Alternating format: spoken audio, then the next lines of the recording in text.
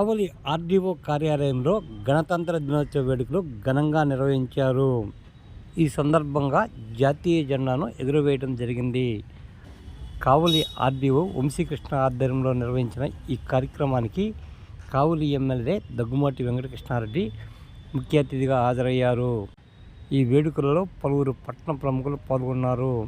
సాంస్కృతిక కార్యక్రమాలు నిర్వహించడం జరిగింది.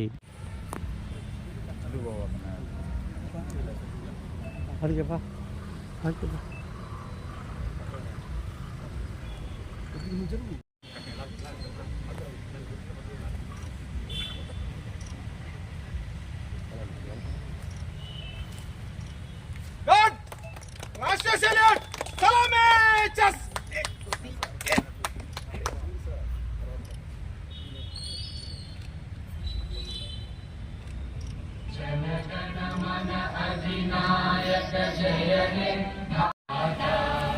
पंजाब सिंध गुजरात मराठा द्राविड उत्कल गंगा विंध्य हिमाचल यमुना गंगा उच्चल जलधि तरंगा तव शुभ नामे जागे तव शुभ आशीष मांगे गाहे तव जय गाथा जन गण मंगल दायक जय हे भारत भाग्य विधाता जय हे जय हे जय हे जय जय जय जय हे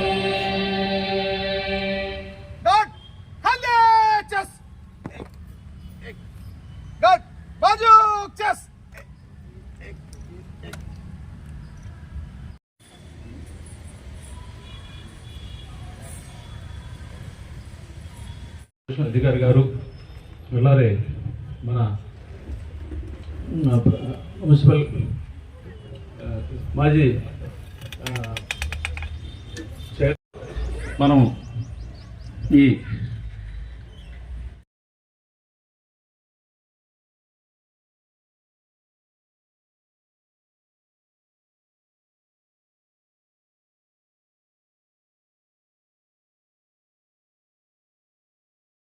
సోదరిమణులారా, భారతదేశం అంతటా గణతంత్ర దినోత్సవ వేడుకలు జరుపుకుంటున్న శుభ సందర్భంగా కావలి డివిజన్ పరిధిలోని పౌరులకు, ప్రజాప్రతినిధులకు, న్యాయాధిపతులకు, వివిధ ప్రభుత్వ శాఖల అధికారులకు, స్వచ్ఛంద సేవా సంస్థలకు, విద్యార్థులకు, పత్రికా విలేకరులకు నా హృదయపూర్వక శుభాకాంక్షలు.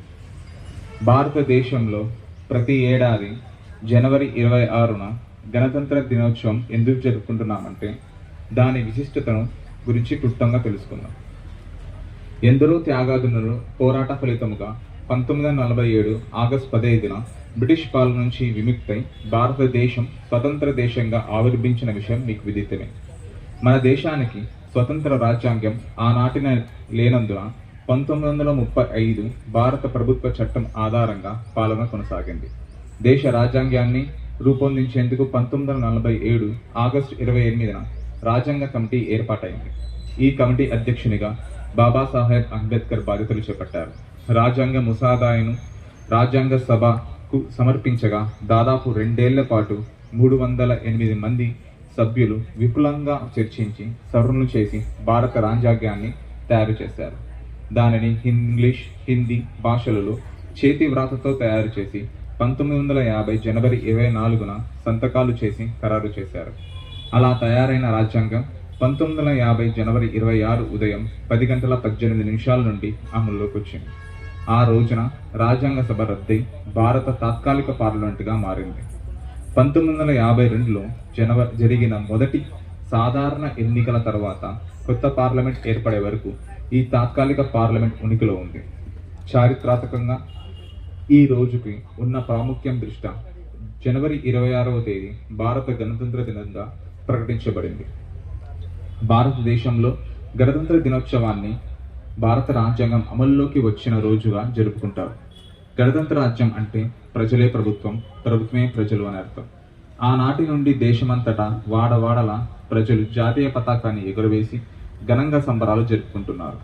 ఈ సందర్భంగా భారత రాజ్యాంగ నిర్మాత బాబాసాహెబ్ అంబేద్కర్ గారికి వినమ్రంగా నమస్సుమాంజలి సమర్పిస్తున్నాను. ఈ గణతంత్ర దినోత్సవం సందర్భంగా కావలి రెవెన్యూ డివిజన్ పరిధిలో ఆంధ్రప్రదేశ్ రాష్ట్ర ప్రభుత్వ గౌరవ ముఖ్యమంత్రి నారా చంద్రబాబు నాయుడు గారి నాయకత్వంలో శాఖపరంగా అమలవుతున్న కొన్ని ముఖ్యమైన అభివృద్ధి సంక్షేమ కార్యక్రమాలు ప్రగతి వివరాలను మీ ముందు ఆవిష్కరించడం ఎంతో సంతోషదాయకం.